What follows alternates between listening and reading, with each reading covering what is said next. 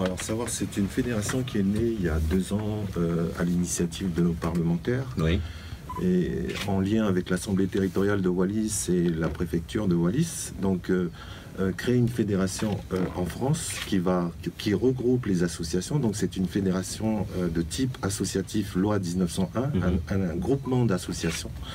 Pourquoi? Eh bien tout simplement pour déjà avoir du poids au niveau institution publique, par exemple. Ça peut être aussi un bon médiateur entre la communauté de Wallis-et-Futuna dans l'Hexagone, mais aussi un bon interlocuteur vis-à-vis des institutions, par exemple, vis-à-vis du ministère, vis-à-vis du conseil régional, etc. Donc, au travers des associations, les gens nous font remonter les informations et peut avoir, par exemple, moi je vais être en président de fédération, essayer par exemple de faire remonter les informations au ministère ou bien les différentes institutions qui sont appelées à traiter tel ou tel type d'information. Oui, vous avez démarré ce travail depuis combien de temps maintenant?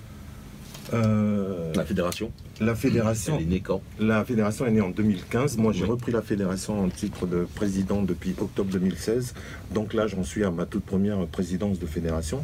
Nous sommes ici en même temps, là, pour le moment, à la mise en place de projets, essayer justement de ramener les associations dans la fédération pour essayer d'apporter un travail de structuration, d'organisation aussi des associations. Qui dit association dit aussi les gens de la communauté de Wallis-et-Futuna sur l'ensemble de l'Hexagone, mais aussi, par exemple, vous parliez de chiffres tout à l'heure, pourquoi pas être amené ensuite à réaliser des travaux comme, par exemple, les recensements. Oui.